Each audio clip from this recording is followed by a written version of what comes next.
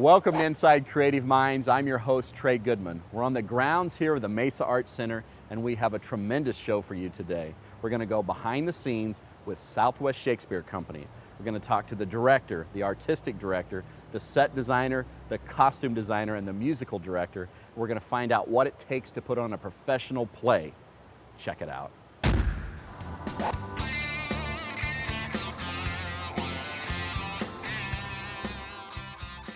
Well, Jared and Richard, welcome to Inside Creative Minds, and thanks so much for allowing us to be on the set of As You Like It, the Shakespearean play, Southwest Shakespeare Company, here at the Mesa Arts Center. Thank you for having us. Good to be here. This is a real treat to actually finally be in this theater and to see this set.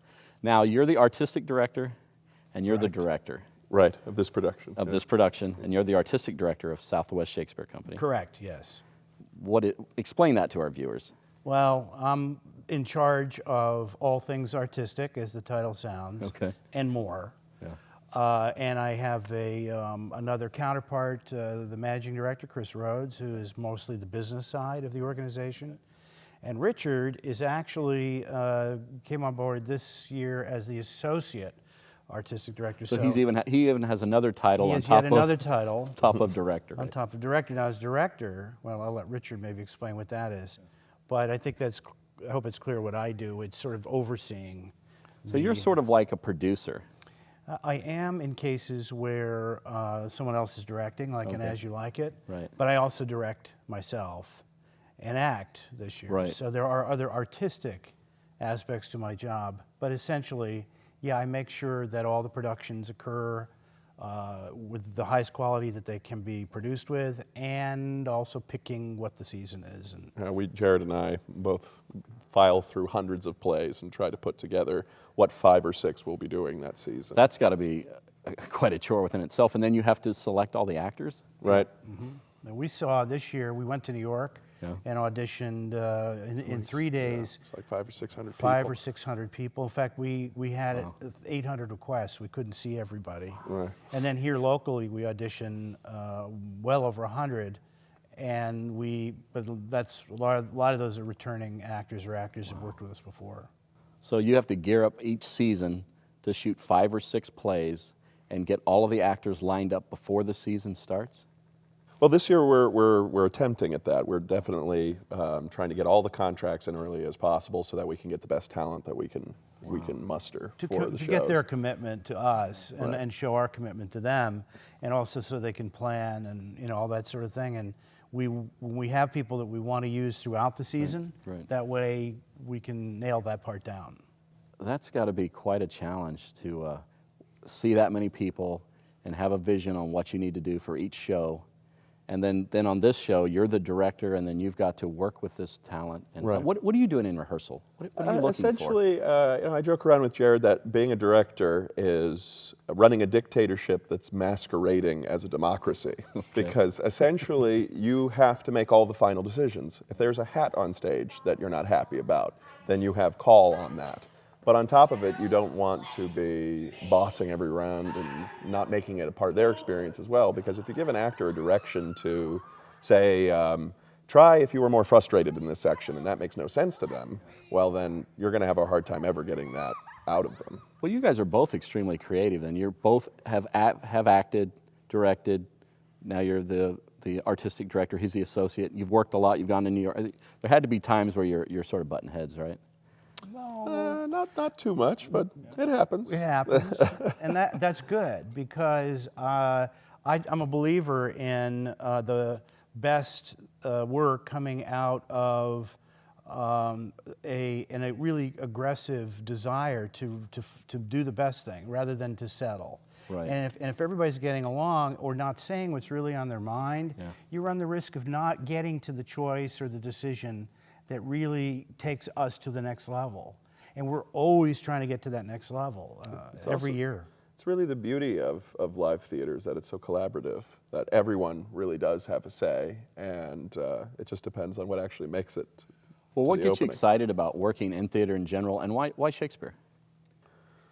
You want to take this? There's nothing like the juice of a live audience, and it's never going to be the same way twice.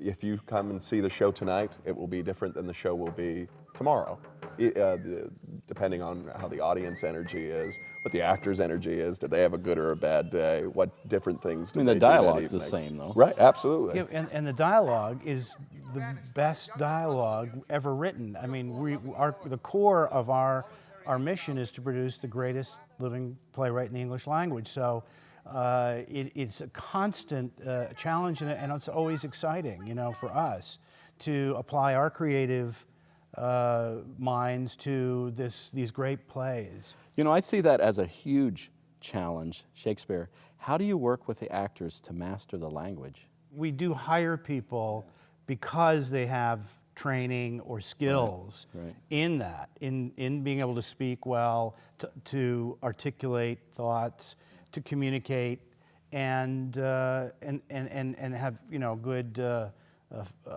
a good instrument, as we say in acting. They have good combat skills because oftentimes they're called upon to do sword fighting. And so we tend to pick those people because of that. So, I mean, you're really looking for a certain type of an actor at Southwest Shakespeare Yeah, Company, right? and I don't think we're different than other Shakespeare companies Right. in that way, Right. because it does take a particular skill, and also it does take actors who have the ability to aspire to great emotion, great passion on stage. And, What's drawing you to do Shakespeare? well, I think what I just said is a challenge. Yeah. It's the greatest challenge to deal with these plays. That you know, the scope of them, the themes that they deal with, the acting opportunities are just wonderful. Acting How about opportunities. you, Richard? Yeah, I think the first thing I think about when I come into a show is how it's not treating it as though it's a Shakespeare play, just Shakespeare play, that this is a new play we're doing, and that we have to make it connect with a modern audience. So as much as we have to keep the ideas and the themes alive that are in the play, we also want to spin them so that they are still resonant and interesting to us right now. It's a very good point. And that's why why Shakespeare's lasted all these years, is because it continues to speak to people about what our lives are like, you know, and inform us and illuminate the human condition. And that's why I think that he's still as vital a writer. It also has a really open structure. You know, in a lot of modern plays, so-and-so picks up tomato and walks out, or so-and-so smokes a cigarette here. And in Shakespeare, you could do all of those things with almost any of the roles because it's so amenable. We really get to create where, you know, is Hamlet in this production going to be more sardonic, or is he going to be more angry? Is he going to be a weaker man or a very strong man? You know, it really is amenable to a lot of different. Now, you guys have directed and acted. How do you see the differences? What do you like to do best? I mean, do you go back and forth? I've essentially been an actor most of my life. I've directed about 25, 30 productions, but I don't even know how many shows I've performed in. I think the difference is scope. When you're performing, you are really focused on the role. What is my role doing? What is he feeling? What is he thinking? And you're not necessarily worried about what everyone else is doing. As the director, you really have to look at everything, from acting to costumes to lights to the stage, and approve all of it and work on that with all of the designers and with all of the actors. But you guys enjoy maybe bouncing back and forth in those roles? Well, I think they're very different. Yeah. And I enjoy both of them, and I couldn't really say which one I enjoy more. Okay. But I agree with Richard that directing is much more of a total kind of oversight of all the details of something, so it has that kind of aspect to it, and making sure everything in it is right, and there's more control. Yeah. In a way, so maybe it appeals to my desire to control. Right. But at the same time, you're done with it at opening night, as Richard said. Whereas there's nothing really that can compare, I don't think, to the experience of the actor on stage in front of an audience having that immediate connection, and the kind of adrenaline and thrill that goes along with that experience. There's really nothing quite like that. And there's also all the subtle changes that happen within a run. I think it was Olivier that said that you don't get your role right until you've done it 50 times. I was at the Oregon Shakespeare Festival in 2006, and we ran a production of Winter's Tale for 140 performances. And the difference between the show in January and then the show in October was huge. And sometimes it improves the show, and sometimes you see exactly about it what was wrong. Yeah, the audience teaches you a lot. Yeah. Let's talk about opening night. Any play that you do, there's always an opening night. What's the feeling on it? How does that work? I think I read some study that the nerves that go through an actor on an opening night would kill most folks. It is huge because the rehearsal hall hopefully has been a very laid back, very open atmosphere. You want people to trust each other, to be able to throw anything at the wall and see what sticks, people to take real risk and chances. But it's certainly a nail-biting evening, no doubt about it. What are you concerned about most? Well, from a directing standpoint, I think you always look at what's wrong. Yeah. And I don't know if you can even help it. Right. Your eye goes to, oh God, there's that thing, and I told him to move over there, and That light cue was supposed to be 2 seconds I earlier. should called it late or whatever. You're only checking off in your mind all the things that didn't happen right, whereas the audience probably isn't noticing 90% of those. Yeah, if there's a pause on stage for 3 seconds, for us it feels like an eternity. For an audience, it's 3 seconds. But is it always different on opening night versus 3 or 4 performances, and you started eventually calming down, or? Oh yeah, I think so. Yeah, I think so. or you leave. That's right. As a director, you leave. As an actor, you can't. Right. Well, how do you see the role of Southwest Shakespeare in the community? Well, Southwest Shakespeare Company is the largest and oldest classical theater in the state of Arizona. Also the only currently. And really, it's the only full-time one. That's dedicated to professional. classics. Cool. That's dedicated to the classics. So it already is a unique organization. In its lifetime, it has brought to the shows that we present, closing in on almost 100,000 high school students from across the state, and I mean every corner of the state. And this last year, we actually had a school come from California, Blythe, California. So we're very proud of that starting to happen. Yeah. We are now what's called LORT, which is the regional theater professional level of actor contract that we offer. And we're bringing in actors from both coasts. So it is unique in Arizona, and fulfills not only what I was mentioning, the educational component, which is so important to our organization, which is to show people that Shakespeare is not this dull, boring kind of thing that sometimes the impression they get from their school experiences. It's exciting. They leave here loving it. They go home, some of them go home and actually read Shakespeare after they've seen our shows, just because they want to see what was on the page. And so we're very proud of the educational part of it. And also this year we were recognized by our theater community with several important awards, including we won the best production last year, Valley-wide. That was not just for Shakespeare, it was any production. That's amazing. And Best Actor, Richard Baird won for the best performance by an actor in any production. Wow.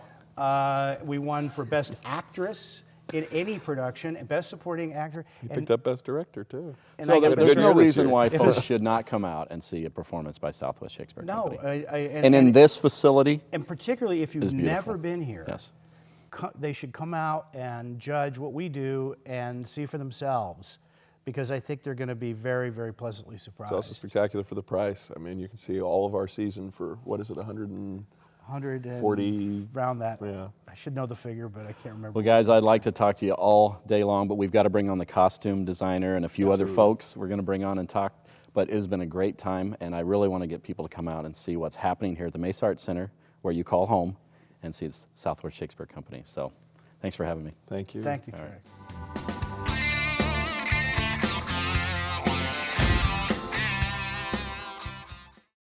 Where are you going to show up this weekend? ShowUp.com is your valley-wide connection to theater, music, dance, art, and a whole lot more. The ShowUp.com calendar and discount ticket marketplace has something for everyone. Enjoy a fun activity with family, have a quiet, romantic date, or some exhilarating action with friends. It's fast, it's free, and it's all online at ShowUp.com. So where are you going to show up this weekend? ShowUp.com. It's all you gotta do. Welcome back to Inside Creative Minds. We're here on the grounds of the Mesa Arts Center. Well, we had a great conversation with Richard and Jared, but now let's meet the costume designer, the set designer, and the musical director of the Shakespearean play, As You Like It. Well, guys, welcome to Inside Creative Minds. We're on the set here as You Like It, the Shakespearean play. We've got Stefan, Peggy, Lois, musical director, set designer, costumes. What do you guys have to say for yourselves? Well, let's talk sets. Now, when the process starts, when Richard and Jared decide on the play that they're going to do for the season, then you've been assigned to design the set? Right. Can you explain that process a little bit? Selected, Yeah? Okay. We started, I first met with Jared in the initial process, and then after that, met primarily with Richard. And then together on and off between all three of us. I think I met you early on in the process as well.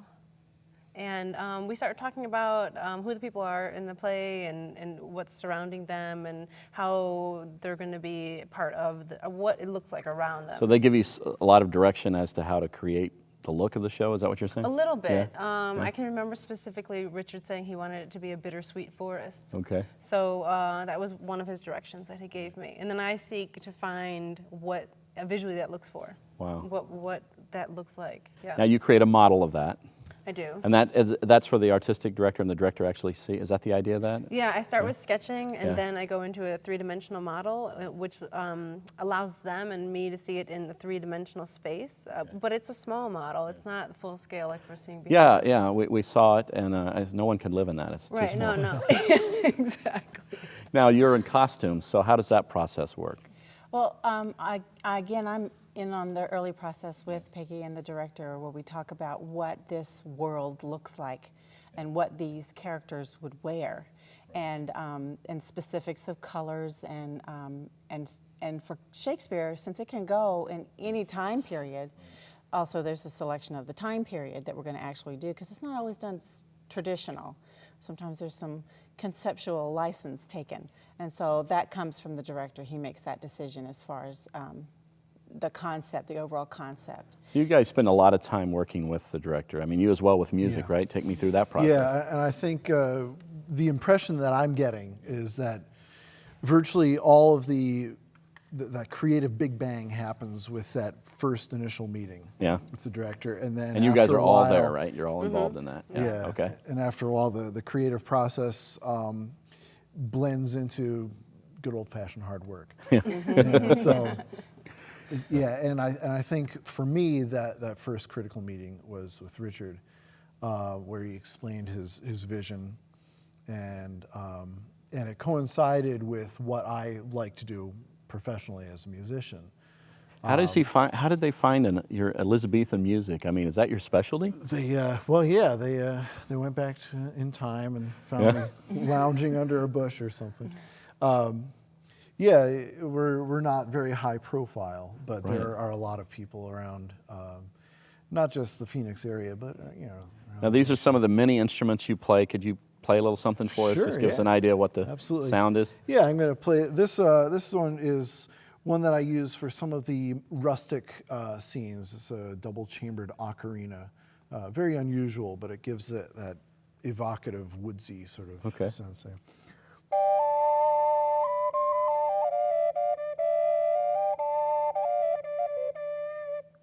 So, Wow, that's really cool.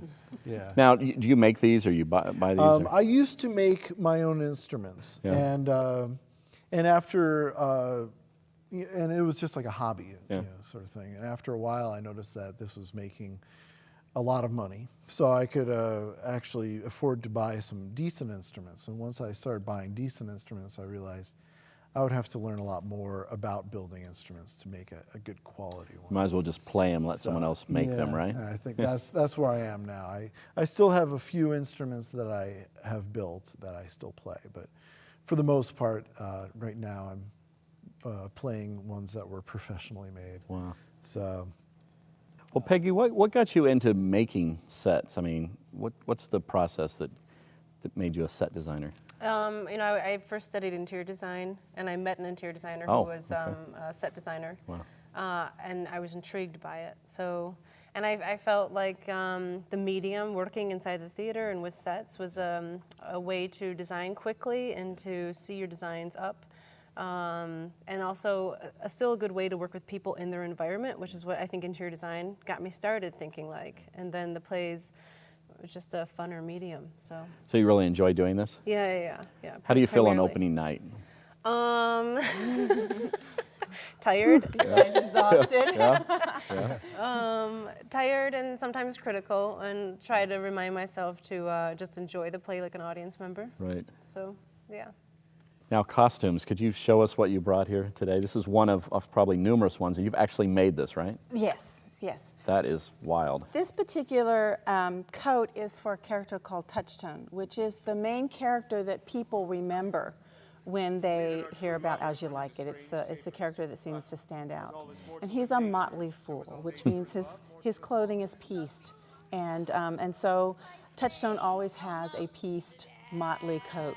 And usually kind of colorful, and it has a lot to do with the show. It's just how colorful and how far it goes. And you made this yourself. Yes, I did. So I this, did. and you make numerous costumes. You don't buy your costumes. You don't rent your Well, costumes. it depends on the show. Yeah. Because if you're doing a present day show, Right. then you're going to Sure, be of course. spending a lot of time Yeah. in discount stores and How thrift long would stores, it but- take you to make such a coat? You just whipped it out, right? Yeah, a piece of cake. This probably, well, cut to finish, Yeah. I would guess that it was probably 6 to 8 hours cut to finish. Wow.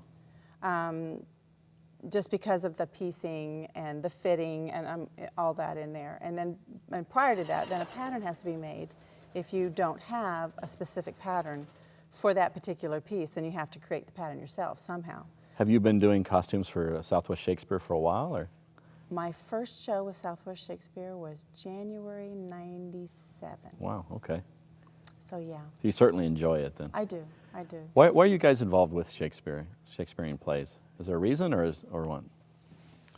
Well, for me, I typically avoid doing theater all. Oh, okay. All right. And it was actually my meeting with Richard that convinced me that this was going to be fun, and it really is probably the most He seems like a satisfying. really Yeah.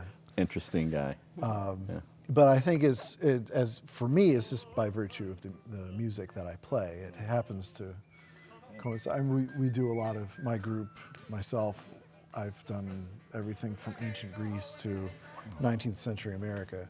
Wow. And even a little jazz and blues Yeah. too. But So did Richard search you out then?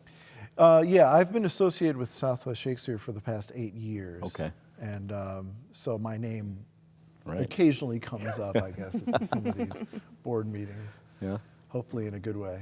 Well, let me go back to sets for a minute. There's so much to think about and talk about with costumes, music, sets. What if a set doesn't work? I mean, how do you know when you're making it if it's not going the right direction, or Falls down. yeah, or falls down? Yeah. It doesn't work visually or structurally? I guess either or- one. Yeah. I mean- hopefully, in the design process, you've worked out with the technical director Right. the structural part of it. So hopefully, once we start loading it in, there's no problems. You do all you can to catch things before that happens. Visually, before you even get to structurally, hopefully you figure that out. So, but there is time. Usually there's our load-ins are really quick, and that's when the set first comes in. And then when we go into a technical rehearsal process is when all of the elements come in. And that can be, for me, a little bit scary because everything up to then is conceptual, and we're seeing Okay. drawings, Wow. and we're Yeah. seeing what we think we're seeing, Yeah. but then we get on, and then light comes on, this ethereal thing, and we're we're like, whoa, hey. So sometimes that last week we're scrambling to make all of the elements like fit together. How does it feel now? We're on the set. There'll be a performance this evening. How does it feel to just see this and realize that that's what you created? It feels good. Yeah? Yeah, It feels looks good. just... Yeah. I think we had a good team working together. I mean, when I walked in here and saw it for the first time, I was like, wow, that's just beautiful. Thank you. You know? Thank you. And what I've seen in the rehearsals and in the performances, everything is so professional with Southwest Shakespeare. And I'm just amazed at how they're able to just continue to bring the best of the Valley involved, it seems. I mean, costume-wise, do you see this as, is where you want to be, creating costumes for Shakespearean shows? Yeah, this is something I've had a love for costumes and clothing since I was a little girl, so I kind of fell into this line of work, and I ain't complaining because I've enjoyed it. It can be, like she said on opening night, you can be pretty spent and pretty exhausted, but when you're able to actually see it all come together and you see your work is working, it's quite a joy. Well, you guys, it's been a pleasure to talk to you. Let's have you take us out with a song if you don't mind. Yeah, I'll try to give you a little blurb about this. This is the Renaissance lute, of course, an instrument that Shakespeare would have been very familiar with and probably would have played too.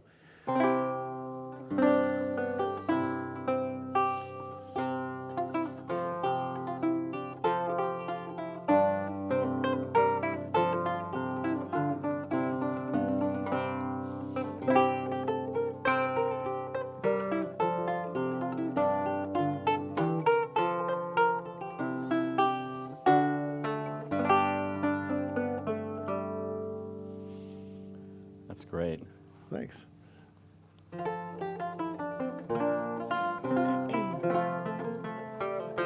And this is where we roll the credits. This is right. Please.